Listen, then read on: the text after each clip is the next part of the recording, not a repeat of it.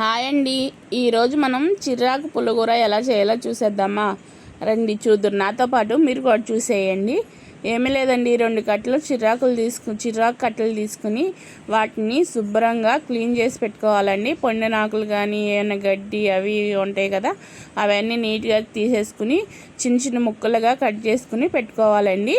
పెట్టుకున్న తర్వాత మనం ఏ ఆకైనా సరే ముందు రాళ్ళు ఉప్పు కానీ సాల్ట్ కానీ వేసుకుని వాటర్లో బాగా వాష్ చేసుకోవాలి. ఒక 3 సార్లు బాగా వాష్ చేసుకుని పక్కన పెట్టేసుకోవాలి.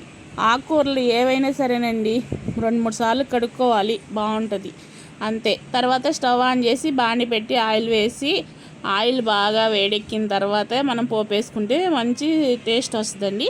ఆయిల్ బాగా వేడెక్కిన తర్వాత నేనైతే ఆవాలు జీలకర్ర మనం ముందుగా తాలింపు కోసం ఉల్లిపాయలు ఎండుమిరపకాయలు కరివేపాకు అన్నీ రెడీ చేసి పెట్టుకున్నాను.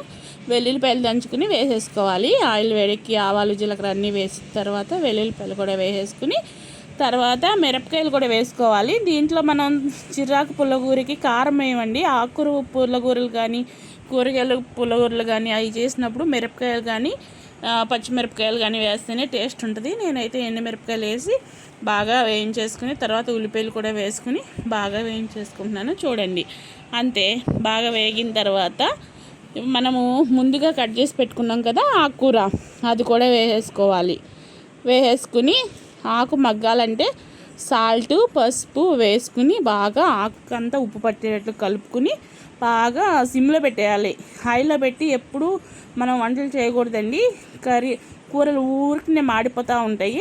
సిమ్లో పెట్టేసుకుని మనం బాగా ఆకు ఉప్పు కారం పట్టేంత పసుపు ఉప్పు పట్టేంత వరకు మూత పెట్టేసుకుందాము.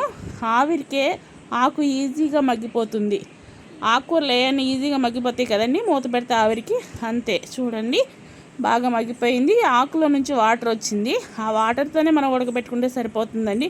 మళ్ళీ దానికోసం వాటర్ పోసి అదేం చేయవసరం లేదు, టేస్ట్ మారిపోతుంది. మనమైతే బాగా ఆకు మగ్గిపోయిన తర్వాత ఆకు కూడా కలర్ చేంజ్ అయింది. అప్పుడు టమాటాలు కూడా వేసుకున్నామండి. నేనైతే ఒక టమాటా వేసాను. టమాటాలు కూడా వేసి అది కూడా మగ్గబెట్టేసుకోవాలి. ముందుగా మనం చింతపండు నానబెట్టుకోవాలి. చింతపండు నీళ్ళు కూడా వేసేసుకుని తర్వాత మనం ఆకు ఉడికిందో లేదో చూసుకుని మ్యాషర్తో అంతా మెత్తగా చేసేసుకోవాలండి. పప్పు గుత్తుంటే పప్పు గుత్తో ఎనిపేసుకుంటే సరిపోతుంది. బాగా ఎనిపేసుకుని ఉప్పు కారం సరిపోయిందో లేదో చూసుకుని ఉప్పు సరిపోకపోతే ఉప్పు వేసుకుంటే సరిపోతుంది.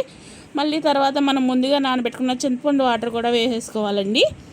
చింతపండు వాటరు చూసుకుని, పులుపు అయితే కొందరు ఎక్కువ తింటారు కొందరు తక్కువ తింటారు, చూసుకుని వేసుకుంటే సరిపోతుంది.